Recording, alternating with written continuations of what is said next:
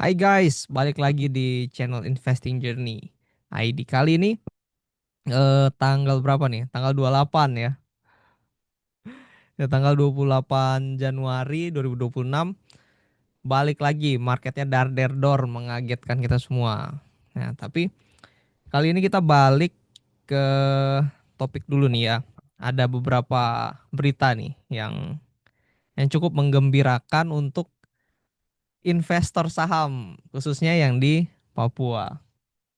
Jadi saya dapat update news release dari IDX IDX Papua ya, bukan IDX-nya Papua tapi maksudnya perwakilan ya, kantor perwakilan di Papua. Kasih update berita yang waduh, ini beritanya sangat sangat manis ya. Nah, jadi nanti kalau misalnya teman-teman penasaran berita lengkapnya seperti apa, nanti aku taruh linknya di bawah ya. Kalian bisa langsung lihat aja di situ. Jadi ada press release tentang pertumbuhan ya. Pertumbuhan investor pasar modal Papua tuh terus meningkat dan optimisme menguat di 2026 seiring rekor IHSG sentuh all time high-nya di 9.000 kemarin. Tapi belum banyak nafas leganya kita. Tiba-tiba tanggal 20 berapa berarti kemarin? 28 ya. 28 Januari itu IHSG kena dar dari MSCI ya. Tapi satu-satu kita bahas dulu tentang optimisme investor pasar modal di Papua. Mana nih kita?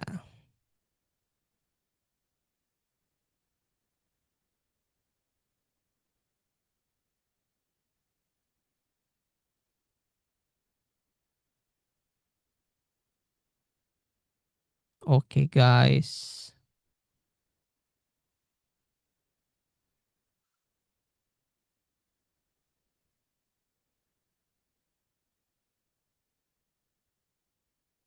Ya, harusnya sudah share screen ya. Udah kelihatan ya di sini ya, teman-teman.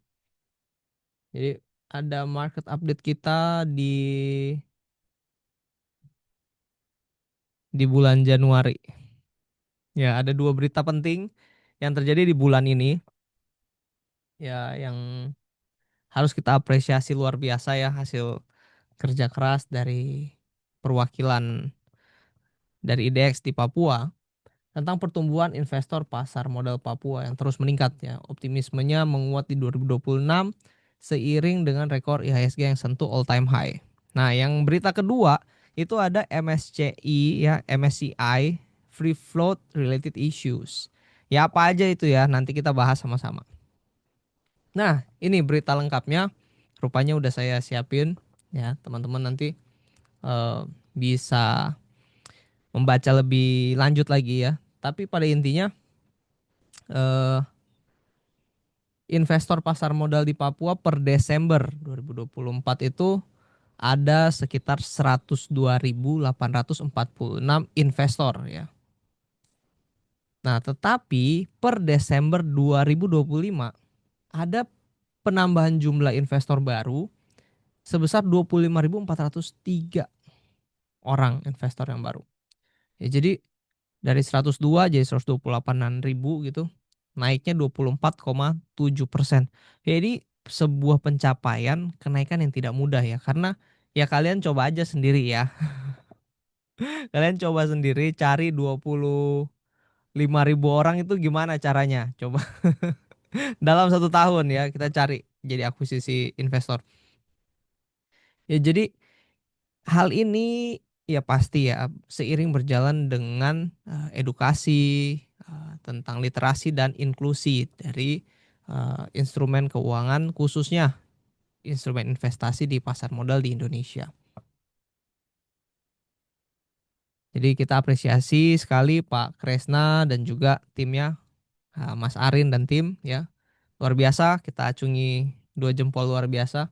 Nah, sekarang ya, sekarang tadinya kalau nggak ada berita tentang MSCI Ini jadi berita manis banget di akhir bulan ini. Tapi rupanya MSCI dar der dor nih, kampret ya. Ya, wah ini bisa di-cut. Kayak males cut ya. Tapi cukup cukup menyakitkan ya, menyakitkan. Tetapi ya, investor harus dan wajib tahu kenapa MSCI ini penting buat kalian. Khususnya nih ya, buat kita punya teman-teman investor di Papua ya, yang baru yang baru bergabung. Jadi jangan sampai adanya koreksi ya, koreksi market yang ya yang bisa dibilang cukup lebay sih ya, hari kemarin itu tanggal 28 dan ini tanggal 29 udah keesokan harinya. Semoga hari ini ya market lebih adjust dikit lah ya. Yang punya posisi beli di pucuk pasti sakit ya pasti. Tapi jangan lupa selalu batasi resiko kalian sesuai dengan profil resiko investasi kalian masing-masing ya. Jadi jangan kata ini kata itu ikut doang gitu. Itu jangan juga. Kalian pahami dulu profil resikonya. Kalau misalnya kalian nggak tahu profil resikonya kalian tuh apa, tanyain deh ke AO-nya kalian atau sekuritas kalian. Itu biasanya kan ada equity sales-nya atau kacapnya ya. Mungkin bisa konsultasi ya, kalian konsultasi ya. Jadi penting sekali inklusi ini ya, inklusi ini dan juga literasi yang baik yang kalian konsumsi. Kenapa? Jadi jangan sampai begitu IHSG ini eh, terjadi koreksi yang cukup dalam seperti kemarin 8 persenan di bursa. Terus kalian panik ya. Setelah panik kalian sell semua. Udah kalian sell semua, udah cut loss nih ya. Terus akhirnya jadinya apa?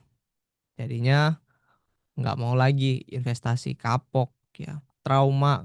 Baru investasi sebulan ya, per Desember join, belum ada setahun kok jadinya boncos atau enggak yang selama ini cuan, kok cuannya hilang ya MSCI. MSCI kepanjangannya apa Juan? Oh, mohon sabar cuan hilang. Enggak ya, jadi itu eh MSCI ya itu, MSCI sebenarnya tuh yang kita maksudkan itu indeks ya. Jadi MSCI keluarin satu indeks daftar top per negara ya, dari negara itu nanti ada eh saham-saham apa aja yang dipilih ya, handpicked by MSCI team ya, dan ada weighingnya masing-masing per negara. Tapi nanti itu kita bahas lebih lanjut. Tapi kita selesaiin dulu nih ya. Ya, jadi oh iya ada juga berita tentang kapitalisasi pasar nih. Kapitalisasi pasar menembus 16.640 triliun. Ini cukup besar ya, cukup besar. Lalu rekor IHSG ini menjadi sinyal positif bahwa pasar modal Indonesia berada dalam kondisi yang solid ya. Momentum ini menjadi peluang bagi masyarakat Papua untuk mulai berinvestasi secara bijak dan terencana. Ini kata kuncinya ya. Jadi Pak Kresna juga dan tim pasti sudah memikirkan hal ini matang-matang bahwa memang ya, memang berinvestasi saat marketnya bullish ya, kayak 2024, 2025 dan tahun ini itu enak sekali. Ya, tetapi tidak ada party, tidak ada pesta yang tidak usai. Ya, jadi ada saatnya nanti market itu akan terkoreksi dalam. Ya, salah satunya contohnya kayak gini. Tapi yang saya maksud bukan koreksi kecil-kecil kayak gini ya. Ini buat saya masih koreksi kecil ya. Ya kita punya profil resiko yang berbeda. Jadi mungkin saya bisa ngomong kayak gitu. Tapi belum tentu ini sama dengan kalian ya teman-teman. Ya, kata kuncinya tadi ya, momentum ini menjadi peluang bagi masyarakat Papua untuk mulai berinvestasi secara bijak dan terencana. Artinya apa? Jangan ya, jangan kamu merasa terbuai. Oh ini marketnya mudah, lagi gampang, beli apa aja juga eh, naik ya. Ibaratnya anak TK dikasih buka OLT ya, suruh buka aplikasi trading, suruh dia pilih aja deh mau beli saham apa juga pasti naik gitu. Ya. Ya itu oversimplified-nya ya, tapi nggak gitu juga. Nah ini Pak Kresna dan tim juga ngomong gini, Meski demikian, masyarakat Papua khususnya ini ada khususnya calon investor. Jadi buat teman-teman yang baru mau nih, baru mau daftar, baru mau belajar tentang investasi di pasar modal dan investor pemula ya yang baru-baruan join aja nih. Diimbau untuk tetap bersikap hati-hati dan rasional dalam mengambil keputusan investasi. Ya. Investasi sebaiknya dimulai dari pemahaman yang memadai, disesuaikan dengan kondisi keuangan pribadi. Ya, jadi misalkan gini, maksudnya gini. Jadi teman-teman kalau baru belajar dan baru tahunya untuk buy dan sell doang, eh, better kalian memulai dari duit yang kalian siap hilang plus itu nominalnya kecil. Kenapa begitu? Mending duitnya kamu belikan buku atau literasi keuangan dan investasi yang baik dan benar. Belinya di mana? Di toko buku terdekat. Di Jayapura cuma ada satu. Harusnya nggak susah nyarinya, mudah didapatkan, pelajari yang benar. Ya. Nah, jadi itu maksudnya. Dimulai dari pemahaman yang memadai dan disesuaikan dengan kondisi keuangan pribadi. Nah, misalkan gini teman-teman.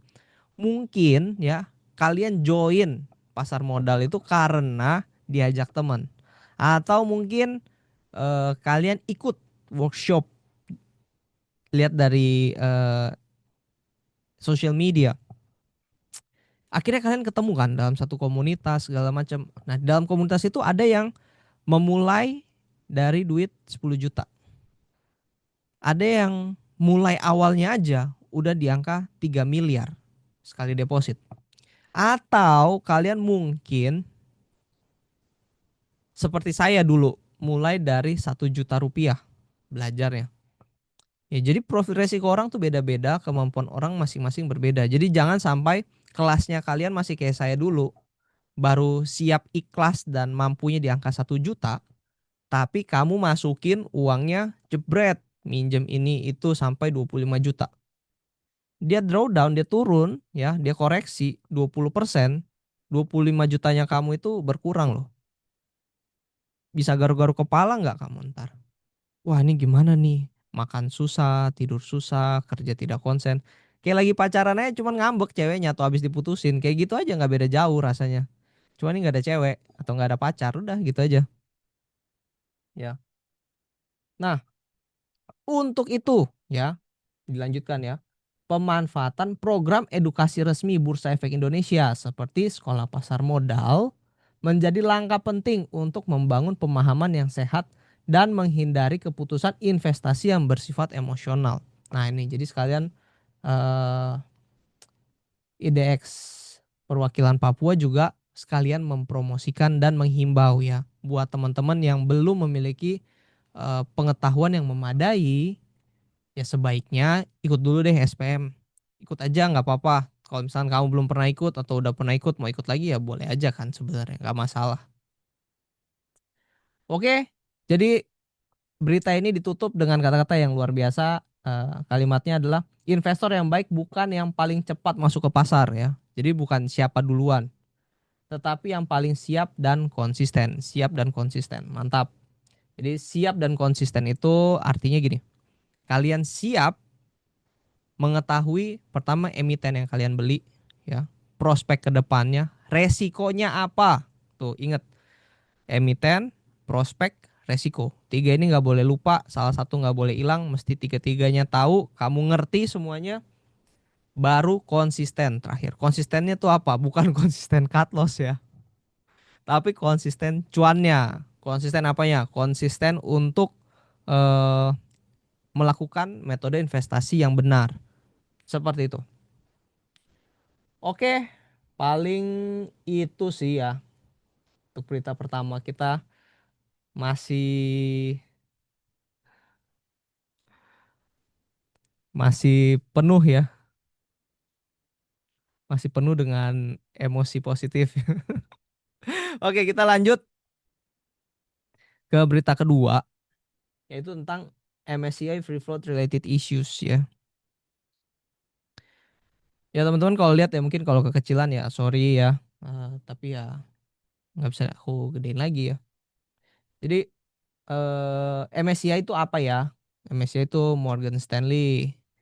Capital apa, John? Oh iya, itulah ya. MSCI itu Morgan Stanley Capital Investment.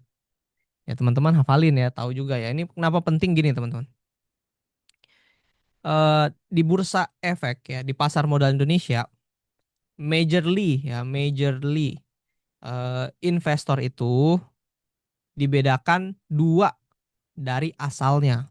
Asal apa maksudnya? Ya dalam negeri investor domestik atau investor luar negeri, foreign.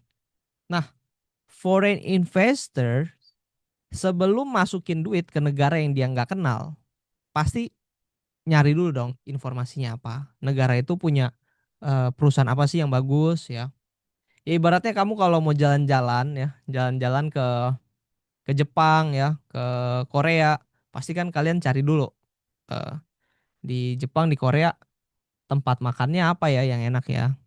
Tempat wisatanya apa ya yang bagus ya. Tempat nginapnya yang nyaman apa ya. Oke, kalau nggak mau ribet, cari deh agen perjalanan travel agent. Nanti mereka yang nyariin. Nah, sama nih. MSCI ya Morgan Stanley dia keluarin indeks ya. Jadi dia bukan yang ngatur, bukan yang ngumpulin duit, enggak. Dia keluarin yang namanya index list ya. Dia klasifikasikan setiap negara, setiap benua gitu ya. Dalam benua dan negara-negara diklasifikasikan mereka ini masuk ke tahap ekonomi apa ya. Majorly di MSCI itu ada empat sebenarnya, empat klasifikasi perekonomian sebuah negara. Itu yang pertama ada develop, lalu ada emerging, lalu ada frontier, dan yang ketiga yang paling diabaikan sebenarnya, yaitu standalone ya. Masing-masing ini mencerminkan keempat ini ya, keempat klasifikasi ini mencerminkan kondisi dari perekonomian negara tersebut ya. Kalau misalkan negara itu develop ya, berarti negara maju. Ya, negara maju seperti siapa? Cina, Singapura, Amerika, ya majorly negara di Eropa ya, Prancis, Inggris dan lain sebagainya. Lalu ada emerging market, man. Emerging marketnya apa? Negara yang sedang berkembang dengan pesat ya perekonomiannya, perputarannya dan lain sebagainya. Nah, lalu ada juga frontier market ya.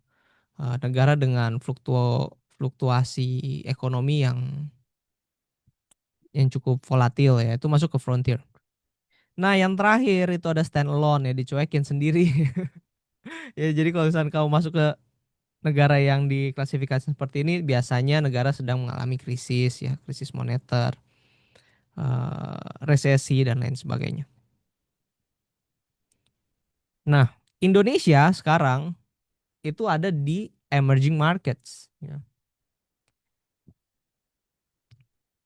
Di emerging market sendiri itu Indonesia aja tuh ke kebagiannya juga cuman kecil lagi persentasenya ya. Nah, yang jadi poin pentingnya adalah kemarin ya tanggal 28. Tapi kalau di websitenya kalian cari itu tanggal 27 ya karena itu di Amerika sana. Mereka telat sehari kan ya. MSCI keluarin nota ya. Keluarin notes begini mengenai ketentuan free float ya. This is an announcement for the MSCI Global Standard Indexes. MSCI has concluded its consultation on free float assessment of Indonesians stocks exchange ya. Jadi bulan Desember kemarin mereka diskusi terus mereka minta oh pokoknya tanggal 26, 27 tuh udah ada kepastian. Sorry tanggal belasan udah harus udah ada kepastian soalnya tanggal 27 dikeluarin nota ya keputusannya supaya di Februari bisa ada rebalancing. Ya tetapi ya kita juga sama-sama tahu ya teman-teman ya sudah dekat akhir tahun saat itu dan juga eh, kita di Indonesia juga punya regulasi yang mengatur ya dan juga nggak semudah itulah ya menentukan ini free float harus begini begitu dan juga MSCI itu nggak kasih tahu guys nggak bukan yang kayak persyaratan oke Kamu kalau mau daftar jadi apa ya? Mau daftar atau mau melakukan pendaftaran suatu suatu aplikan lah, harusnya punya KTP ya, tunjukin NPWP gitu-gitu. Ini enggak ya, enggak kayak gitu. Jadi Morgan Stanley enggak keluarin kamu free floatnya harus berapa begini begitu, enggak. Jadi ya memang harus ada adjustment ya. Nah, inilah yang menjadi tantangan buat regulator di Indonesia. Nah, terus bro, apa hubungannya nih MSCI keluarin begini ya, dia keluarin mau bilangnya tuntutan lagi, enggak, ini bukan tuntutan ya, ini dia demandnya dia butuhnya kalau mau duit dari MSCI, bukan duit dikasih duit bukan ya, tapi kalau mau MSCI tambahin emiten ataupun upgrade dan lain sebagainya, itu harus ada kejelasan ini nih, kejelasan free float. Kenapa begitu? Contohnya gini ya, yang jadi suka jadi permasalahan, yang dipermasalahkan oleh MSCI. Ada satu saham, ya ini bukan promosiin saham ini untuk dibeli atau enggak ya. Ini contoh ya. Jadi MSCI sejak 2025 kemarin masukin satu saham yang namanya BBCA. Ya, tapi teman-teman tahu sendiri BBCA sepanjang tahun kemarin kemana aja geraknya.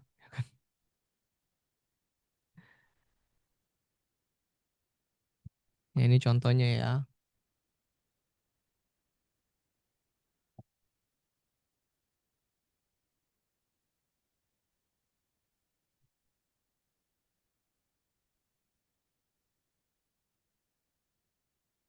Oke.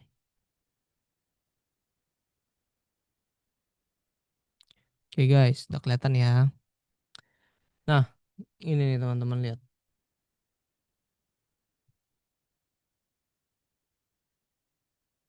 Tahun 2025 ya. Inilah ya. 2025 ini di sini ya. 2025 MSCI masukin saham BBCA. Tapi seperti teman-teman ketahui bersama, sejak 2024, 2025, saham-saham yang perform di IHSG itu bukan saham-saham yang berfundamental kayak BCA gini, bukan. Tetapi yang punya narasi ataupun story corporate action yang baik dan menjanjikan. Ya contohnya ya seperti eh, ini sebut emiten aja ya nggak apa-apa ya. Ya kayak bisa PTRO ya, DSSA yang masuk ke MSCI pun setelah naiknya berkali-kali lipat gitu. Ya saham-saham kalau sekarang orang ngomongnya saham-saham Konglo ya. Tetapi begini ya, maksudnya ini saya nggak belain si Konglo ini ataupun memihak mana-mana. Tapi maksudnya gini, kita berpikir secara logis ya. Ya karena memang mereka udah kaya dari sononya, dapat privilege ini itu. Jadinya ya para Konglo inilah yang memegang eh, pivotal point ya dalam perjalanan ataupun narasi bisnis dan pertumbuhan ekonomi di Indonesia. Contohnya gini, you mau tambang apa? Eh, Emas selain Freeport, yang punya siapa? Ya kalau bukan Antam ya Konglo kan. Emang kamu bisa buka tambang dengan investasi ratusan triliun ataupun puluhan triliun gitu dari nol. Ya yang bisa punya privilege itu ya Konglo-Konglo juga kan. Ataupun gini, narasi salah satu juga saham telekomunikasi bisa bangun eh, jalur fiber optik sepanjang jalur kereta, perkembangannya begitu pesat. Kalau you nggak kenal dengan Konglo ataupun orang yang tepat, gimana caranya kamu bisa melakukan pertumbuhan bisnis sebegitu cepat ya? Pada ujung-ujungnya kan begitu gitu loh. Nah, si MSCI ini ya dia bete teman-teman, dia kesel. Kenapa? Gue udah bikinin indeksnya nih. Ada BBCA, ada oh ini contohnya ya. Hmm, bukan, bukan. Ntar ya kita coba cari di sini. Ini dia. Nah, nih. Ini kita kasih tunjukin yang per Desember ya. Per Desember 2000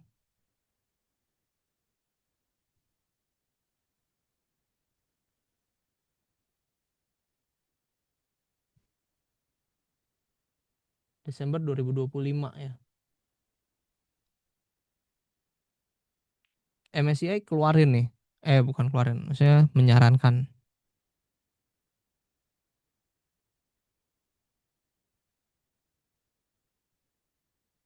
Menyarankan beli si BBCA. Tuh. Ya udah gitu weightingnya yang paling tinggi lagi. 17,12% ya. Tetapi nggak perform gitu loh men. Malah turunnya cukup jauh nih. Dari 2025 lah kita bilang dari Januari ya. Sempat turun 26%. Nah, kalau kita tarik garis dari 2025 sampai per hari ini itu turunnya 29% ya, nggak kemana-mana ya. Sedangkan ya namanya orang ngeluarin indeks ya, nggak ngeluarin indeks, eh, capek-capek ngelakuin research dan lain sebagainya, melakukan investasi ya kan nggak cuma ngarepin dividennya aja gitu loh. Mereka juga maunya ada capital gain di sana. Ya inilah ya yang jadi eh, buah si malakama di pasar modal kita. Oke, kita lanjutin dulu. Em,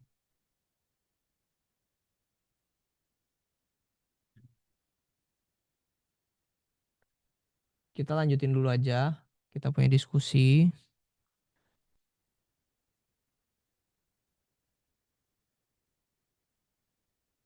Nah, oke, kita lanjut. Nah, jadinya kenapa sih MSCI ini cukup cukup penting dan diperhitungkan ya? Ya, jadinya MSCI itu tanggal 28 di Indonesia kemarin dia ngomongnya gini, dia bakal nge-freeze ya, nge-freeze eh, all increases to foreign inclusion factors ya FIF-nya dia. Jadi dia nge-freeze itu maksudnya bukan dibekukan, asetnya bukan begitu. Tapi lebih ke arah eh, mereka nggak lakuin action apa-apa deh, mereka nggak nambahin apa-apa. Terus juga mereka juga bakal melakukan proses pemantauan secara berkala. Nah, tapi walaupun ini mereka bahasanya ini demand ya. Demandnya tuh apa aja ada tiga di sini. Jadi seiring berjalannya waktu tuh MSC merasa wah daripada benernya saya lebih sering dimanfaatin lah bahasanya. Jadi dia keluarin nih. Jadi MSCI merasa transparansi mengenai free float. Free float itu saham yang beredar bebas ya, bukan dimiliki oleh satu orang pemilik ya khususnya si pemilik saham itu pemilik saham, pemilik emiten. Jadi sahamnya ini nggak bisa diperdagangkan gitu ya. Jadi kalau free float itu artinya ya saham yang benar-benar diperdagangkan secara bebas ya.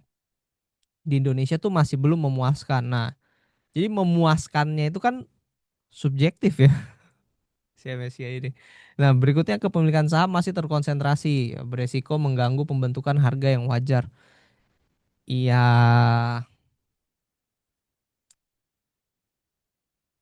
susah juga ya. Oke, kita lanjut. Likuiditas pasar belum konsisten untuk transaksi investor institusi besar ya. Iya, benar juga. Ya ini. Ya, tapi gini loh teman-teman. Maksudnya likuiditas pasar belum konsisten ini tuh maksudnya gini. Seperti kita ketahui ya bersama-sama.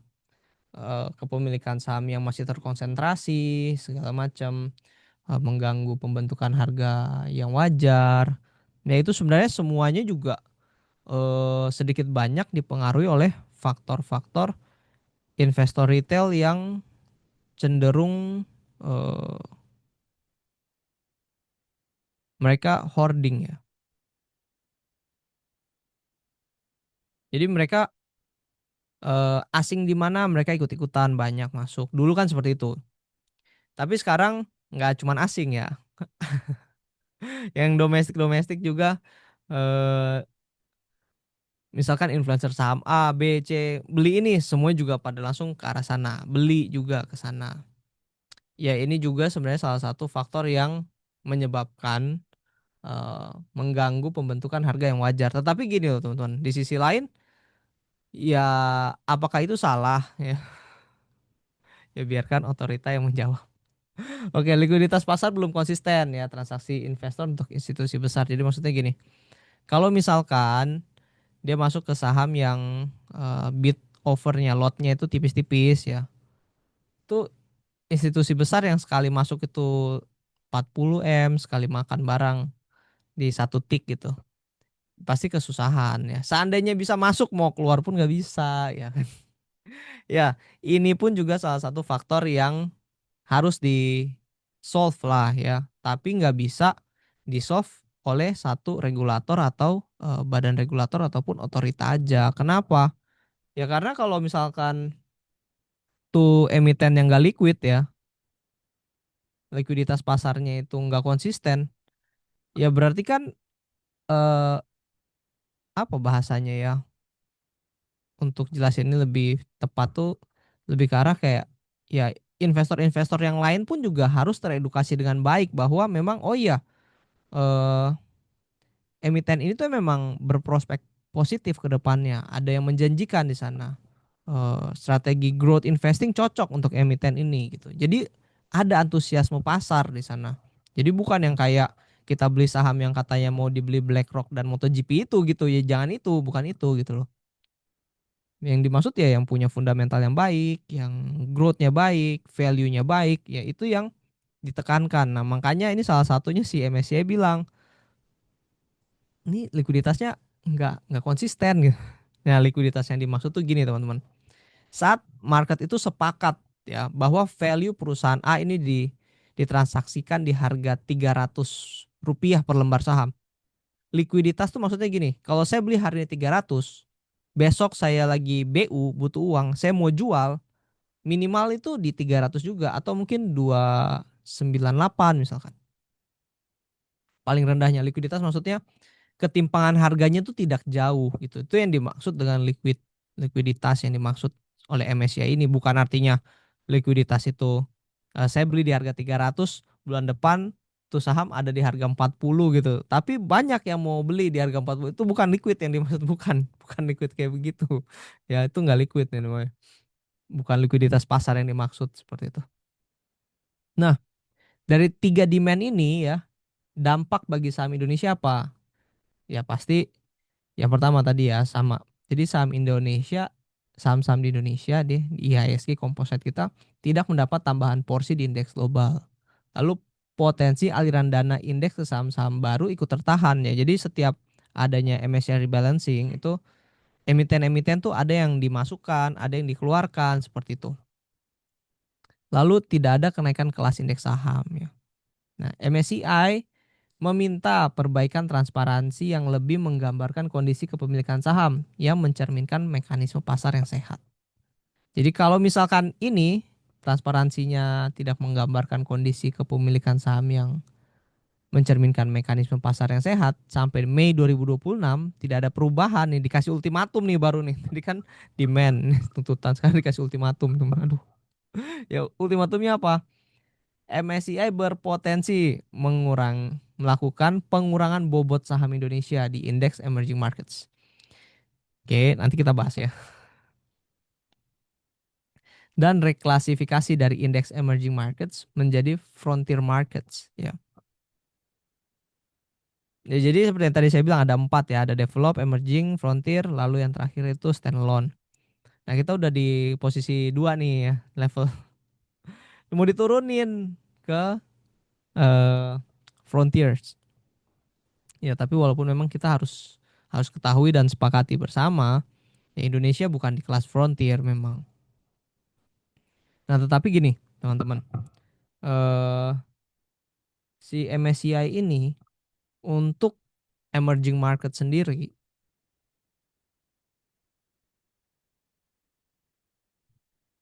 mereka itu ada market cap-nya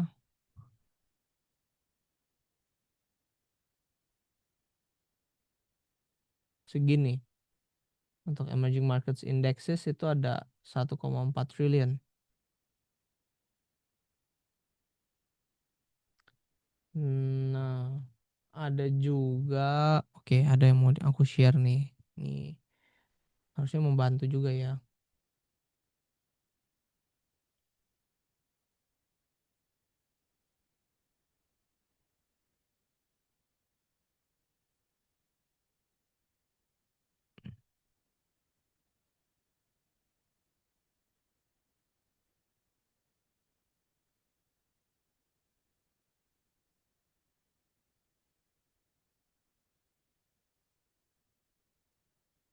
Mana ya?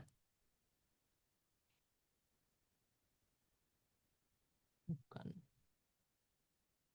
Wah, tadi udah ada, hilang dia.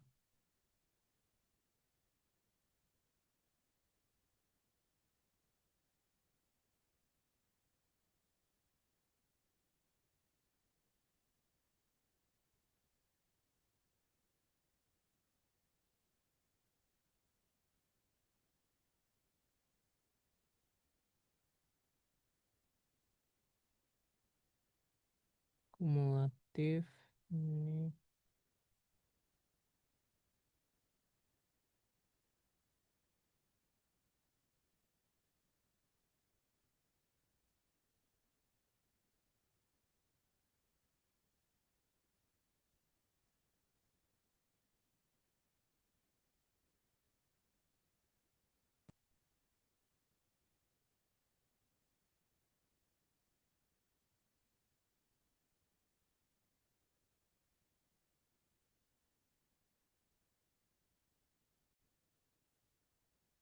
Oke guys, nah nih udah ketemu nih, ketutup dia.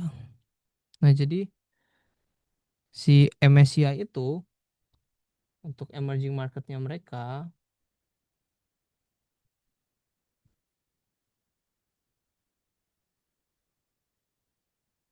mereka keluarin ini nih. Oh, rupanya Cina, Taiwan, India, South Korea, Brazil, itu semua masuk di kategorinya emerging marketnya mereka ya. Nah, mereka-mereka ini semua dapat jatah lah, jatah berapa persen sih duit yang disarankan untuk masuk ke negara tersebut ya. Nah, totalnya itu ada di sini 1,4 triliun AUM-nya mereka ya, benchmark tuh MSCI EM indexes. Jadi AUM yang dimaksud tuh bukannya mereka ngaturin ataupun kelola 1,4 triliun US dollar, bukan ya, tapi ada 1,4 triliun US dollars yang menggunakan MSCI sebagai acuannya untuk melakukan keputusan investasi. Seperti itu ya. Jadi kalau kayak contohnya kayak begini berarti 13,32 dari 1,4 triliun itu masuk ke Cina gitu. Dan seterusnya dan seterusnya. Oke, tapi ya mungkin eh kita nggak bahas nggak bahas ke situ lebih lanjut lagi ya.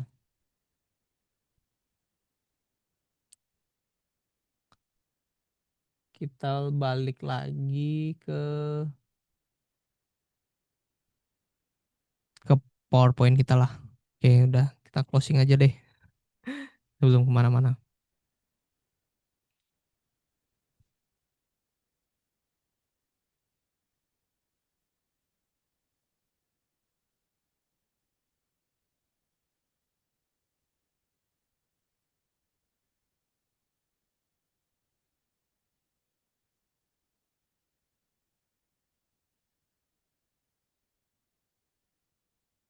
Nah, Jadi eh, kalau misalkan ya, kalau misalkan terjadi ya, terjadi kayak gini ya, market cap kita memang besar ya di angka 16.000 saat itu, saat ini ya, kurang lebih 16 ribuan sekian lah tadi.